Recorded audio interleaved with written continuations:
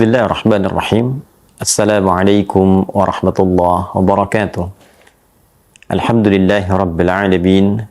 Wassalatu wassalamu ala rasulillahil karim. Nabiyyina Muhammadin wa ala alihi wa sahbihi ajma'in. Wa ba'd.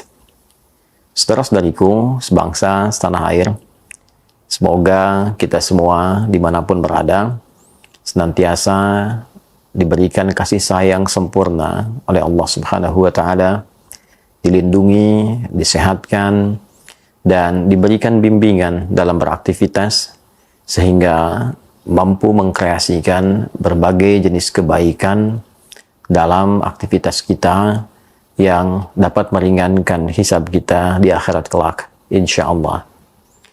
Teman-teman, seperti diketahui bahwa waktu menjelang pesta demokrasi yang mengantarkan pada pemilihan umum pada 2024 kelak dalam waktu yang akan singkat segera dimulai, dan hari ini ada deklarasi untuk pemilu damai, pemilu sejuk, pemilu yang membahagiakan dan menenangkan.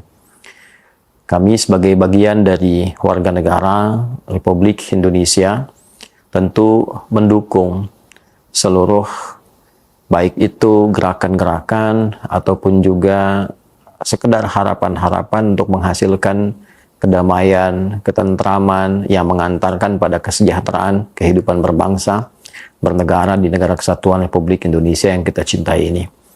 Oleh karena itu, izinkan kami untuk menyampaikan beberapa, bukan nasihat barangkali bagi sementara orang yang boleh jadi saya memang mungkin dipandang kurang kapabel untuk memberikan nasihat, tapi anggaplah ini sebuah share saja, harapan-harapan positif untuk kita semua, dan mohon sekali dengan segala kerendahan hati kita semua mencoba untuk merenungkan, berpikir lebih dalam lagi, sehingga apa yang diharapkan melalui deklarasi-deklarasi positif itu bisa sesungguhnya terimplementasikan secara nyata dalam konteks kehidupan kita di masyarakat khususnya. Yang pertama, dalam pengamatan selama ini kita dapat mengetahui bahwa masyarakat pada umumnya memiliki sifat awam.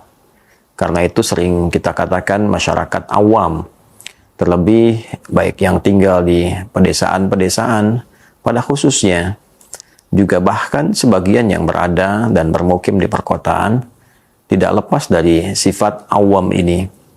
Awam adalah kata yang terambil dari bahasa Arab sebagai bentuk jama dari kata am, sesuatu yang umum. Karena karakter masyarakat pada umumnya memang hanya melihat keumumannya saja. Ada pemilu, ya mereka akan melihat ada pemilu umum saja.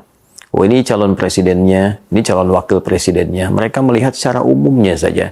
Tanggal sekian dimulai kampanye, tanggal sekian kemudian ada pemilihan. Umumnya hanya melihat seperti itu. Lalu di dalam keumuman itu ada harapan-harapan yang sifatnya juga umum. Ingin sejahtera, ingin makmur, ingin damai, ingin tenang. Umum. Nah, di balik keumuman ini, biasanya secara fitrah, sifat-sifat umum ini akan menjadi khusus bila ada satu stimulus, satu dorongan-dorongan untuk menggerakkan sifat umum ini menjadi lebih khusus. Dalam konteks ini, penggerak kepada kekhususan, atau kalau kita kembali ke dalam bahasa kimia ada yang disebut dengan katalis, ya, yang mempercepat, yang mendorong pada sesuatu, itu tentunya semua akan bersumber pada kalangan elit. Nah, di elit inilah baik yang terkait dengan capres, cawapres itu sendiri, ataupun juga tim di balik itu, baik itu tim yang sifatnya khusus, baik itu tim yang sifatnya juga bekerja secara administratif, itu yang akan memberikan dorongan-dorongan, stimulan-stimulan ini yang akan menggerakkan masyarakat dari sifat umumnya kepada sifat khusus. Secara lebih tegas, saya ingin menyampaikan kepada para elit, baik elit-elit di politisi ataupun juga praktisi-praktisi yang memfasilitasi lembaga-lembaga survei, penggerak-penggerak, organik-organik yang ada di lapangan, yang barangkali secara langsung atau bahkan tidak langsung menjadi supporter, tim support, tim pendukung di antara sekian paslon ini, Nah, ini yang saya sangat mohonkan supaya bisa mengkreasikan segala bentuk platform-platform kampanyenya ataupun arah-arah untuk menarik dukungan masyarakat yang umum kepada paslonnya itu dengan cara-cara yang mendamaikan. Karena masyarakat itu sejatinya sudah damai. Ini bergantung kepada elitnya. Mau dibawa kemana masyarakatnya?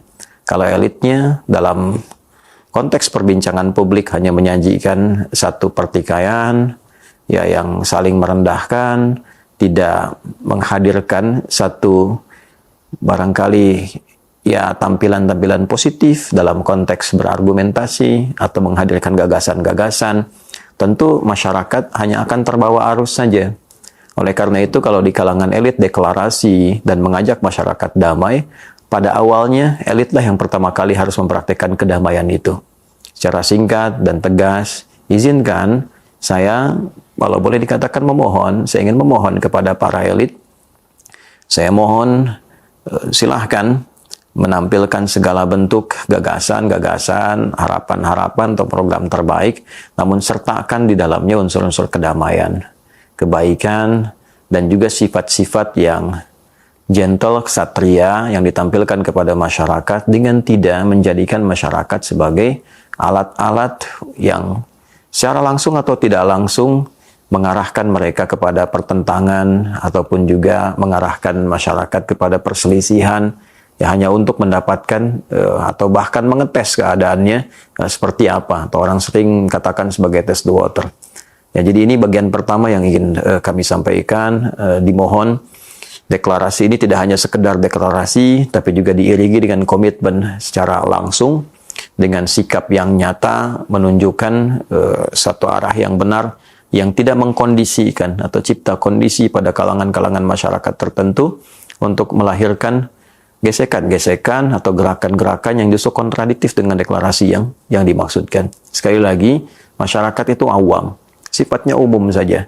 Jadi kalau ada sebagian titik yang bergerak, sebagian titik yang melakukan aksi-aksi massa yang kiranya misalnya tidak sportif atau kiranya juga tidak positif, itu bisa diduga bukan masyarakatnya, tapi penggerak-penggeraknya yang kalau kita telusuri juga akan kembali ke elitnya masing-masing.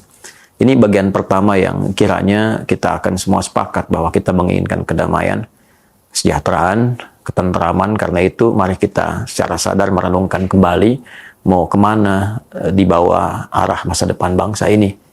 Ya, tentu kita menyadari bahwa mohon maaf sebesar-besarnya masih banyak kesulitan-kesulitan di masyarakat. Masih banyak kegelisahan, keresahan, kesulitan untuk mendapatkan kelayakan hidup. Mohon jangan ditambah dengan manuver-manuver yang justru bukan hanya bisa memecah belah, tapi juga menimbulkan luka sosial yang panjang sekali untuk mengobatinya kembali. Ini bagian pertama yang kami harapkan. Yang kedua, dan ini tentu akan juga menjadi bagian yang penting, selama masa kampanye yang akan dimulai, semua paslon dan juga sistem organik yang ada di dalamnya, baik itu lembaga-lembaga politik atau juga ya semua yang terkait dengan visi misi pemenangan dan sebagainya, tentu akan memiliki rencana-rencana, program-program yang secara langsung terkait dengan masyarakat. Pada aspek-aspek tertentu tidak bisa kita pungkiri bahwa banyak sekali peraga-peraga dan juga bahkan ya pola-pola yang interaksi dengan masyarakat seringkali terkait dengan masalah materi atau mungkin uang atau juga hal-hal yang boleh jadi sebetulnya ada sisi positifnya untuk mengenalkan dengan hadirnya baligo-baligo misalnya, spanduk-spanduk dan juga beberapa yang lain. Namun saya ingin lebih menekankan pada dua hal pada aspek yang kedua ini, yaitu bagian poin pertamanya, bila bisa dilakukan alih-alih memasang iklan yang berlebihan, biayanya bisa ratusan juta, mungkin juga miliaran, atau baligo-baligo yang kadang-kadang juga kurang elok untuk dipandang dalam beberapa aspek. Mengapa teman-teman itu tidak mengkreasikan dana yang begitu besar untuk membangun daerah saja? Kan bisa kalau teman-teman misalnya punya anggaran yang cukup fantastis dan sebagainya, alih-alih dibikinkan baligo, alih-alih dibikinkan iklan yang terlalu berlebihan, kenapa teman-teman tidak mitigasikan dari 38 provinsi di Indonesia ini?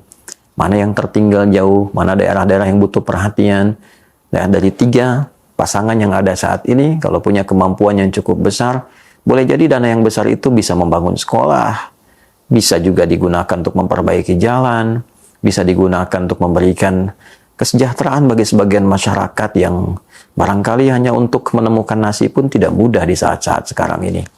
Maka jika semua itu bisa dialihkan dan pesta demokrasinya untuk pengenalan peraganya ditampilkan dalam bentuk gagasan-gagasan, calon-calon ya perwakilan misalnya, anggota-anggota DPR dibandingkan pasang-pasang baligo dan sebagainya. Kenapa tidak terjun menyapa masyarakat saja, melihat barangkali ada jalan yang kurang rapi. Ya, kalau dari satu daerah itu ada 50 calon, 50-nya bisa ketemu, saling duduk, kemudian melihat, oh ini daerah ini butuh perbaikan jalan. Di sini sekolahnya itu kurang bagus. Di sini ada sekian orang masyarakat masih di bawah kemiskinan. Lalu dengan harta yang mereka sudah siapkan, tadinya untuk dibuat baligo atau dibuat yang lain-lain atau bahkan na'udzubillah untuk memberikan itu sebagai bagian dari, ya saya tidak bisa mengatakan suap atau sogok atau yang lainnya, itu terlalu kurang baik untuk diungkapkan. Tapi alih-alih demikian, lebih baik digunakan pada yang positif tadi, lalu 50-50-nya duduk, diberikan ruang di masyarakat, barangkali di situ bisa menggunakan tempat-tempat yang sangat terbuka, memperkenalkan diri, menyampaikan gagasan tentang daerah itu, dan masyarakat bisa menilai. Dan ini sesuatu yang sangat fair. Dan ini yang disebut dengan demokrasi yang sesungguhnya, ketika itu bisa dilakukan dengan baik. Pun demikian, dari ke atasnya, capres, cawapres, dan seterusnya, jika ini juga bisa dilakukan, maka dana-dana yang disiapkan itu lebih bisa tepat guna. Dari konteks juga pemerintah menyiapkan dana akan lebih efektif untuk bisa dilakukan. Atau dana-dana pemerintah khusus disiapkan untuk memfasilitasi pengenalan-pengenalan para capres, cawapres, dan gagasan mereka, serta dana-dana yang dimiliki oleh capres, cawapres, serta pendukungnya, bisa digunakan untuk pola-pola seperti tadi. Sekalipun diatur, gagasannya disampaikan, perbaikannya muncul, itu lebih efektif digunakan dibandingkan dengan penggunaannya pada sesuatu yang boleh jadi jika ditimbang secara akal yang sehat, hati yang sehat, mungkin akan kurang efektif ya, sangat mubazir kiranya bila itu terlalu dibanyakan pada hal yang artifisial sifatnya. Nah, kemudian bagian keduanya, pada aspek yang kedua ini, saya ingin menegaskan bahwa kedudukan, apapun yang diharapkan, pada hakikatnya itu amanah yang dititipkan oleh Sang Pencipta, oleh Allah Subhanahu wa Ta'ala. Jangan terlalu berlebihan. Saya ulangi, jangan terlalu berlebihan. Dan tidak perlu menggunakan cara-cara yang tidak positif. Karena kalau Allah tidak berkehendak, tidak mungkin semua itu bisa diraih. Semua itu bisa terjadi. Agar tidak memberikan dampak yang tidak baik, menghadirkan stres, lelah, bahkan saling bertikai lagi, yang itu sesungguhnya menimbulkan luka yang cukup dalam dan panjang sifatnya. Karena itu, cukuplah kita semua membangun kesadaran untuk berikhtiar dalam cara yang baik, dengan menggunakan cara yang baik. Setelah itu kita bertawakal pada Allah Subhanahu wa Ta'ala dalam segala sifat-sifat kemuliaan dan kebaikan yang bisa kita lakukan. Nah, saya kira kita sudah semua sama-sama paham dengan hal yang disampaikan ini, dan bila Allah menghendaki ada orang baik yang punya visi baik, gagasan baik, perilaku baik terpilih, diharapkan kebaikannya itu bisa menyebar. Dan bila pun juga ada yang kurang ideal terlihat, mungkin boleh jadi ada yang selama ini kurang baik, belum terlihat, diperlihatkan supaya kelak kemudian bisa diperbaiki, disempurnakan untuk sama-sama membangun bangsa, tidak untuk saling menzalimi, menjelekkan, atau bahkan juga mohon maaf kalau bahasa ini kurang menyenangkan, mungkin menyudutkan satu dua pihak tertentu. Yang ketiga, barangkali ini juga menjadi bagian penting yang ingin saya sampaikan. Saya memohon kepada seluruh elit, juga paslon, pasangan calon, capres, cawapres, juga kandidat-kandidat untuk legislatif, agar tidak secara pribadi melibatkan saya dalam kampanye-kampanye politik praktis, baik itu mengambil potongan-potongan video ataupun poster-poster tertentu, karena saya ingin tegaskan bahwa dalam kontestasi ini saya tidak terlibat dalam politik praktis sedikit pun, tidak menjadi bagian dari baik itu tim support ataupun tim sukses satu bagian paslon manapun. Jika Anda ingin datang dan meminta doa, saya doakan dan mudah-mudahan Allah berikan hidayah yang terbaik untuk kita semua. Tapi mohon untuk tidak melibatkan saya pribadi dalam kontestasi politik praktis ini, sehingga saya bisa mendapatkan kesempatan yang lebih luas untuk memberikan pencerahan dan lebih kepada memberikan bimbingan ke masyarakat secara menyeluruh. Karena yang kita butuhkan saat ini, pencerahan itu lebih banyak, kedamaian, ketentraman lebih banyak dibandingkan hanya sekedar harapan-harapan praktis yang ingin diraih dalam masa yang singkat, tapi boleh jadi menimbulkan salah persepsi yang cukup panjang. Semoga Allah merahmati kita, menyayangi kita, dan memberikan satu kekuatan pada diri kita semua untuk berpikir yang lebih luas tentang bangsa ini. Saya mohon pada semuanya, sekarang dinamikanya sangat bergerak dengan cepat sekali, dan secara geopolitik juga pengaruh-pengaruh di luar demikian besar, baik itu yang nampak ataupun tidak nampak saat ini. Oleh karena itu, saya meminta dengan sangat kepada seluruh, khususnya Capres, Cawapres, pun demikian termasuk kandidat-kandidat legislatif yang saat ini mencoba untuk bisa dikatakan bertarung dalam pemilu. Saya bermohon sebesar-besarnya, mohon berpikir kembali lebih dalam tentang keutuhan bangsa ini, tentang kesejahteraan masyarakat di Indonesia ini, sehingga motivasi-motivasi untuk mendapatkan amanah kedudukan itu bukan sekedar keinginan untuk berkuasa, tapi lebih untuk menjaga amanat dari Allah Subhanahu wa Ta'ala, untuk memakmurkan negeri yang kita pijak ini, sehingga meringankan hisab kita di hadapan Allah Subhanahu wa Ta'ala. Jabatan sepanjang apapun pasti akan ditinggalkan, tapi hisab sejauh apapun pasti akan didatangi. Semoga Allah rahmati kita, rahmati bangsa kita, rahmati negeri kita, dan menjadikan kita hidup dalam kedamaian, ketentraman menuju Indonesia yang berkemajuan dan mencerahkan. Baldatun thayyibatun wa rabbun ghafur. Adi Hidayat. Assalamualaikum warahmatullahi wabarakatuh.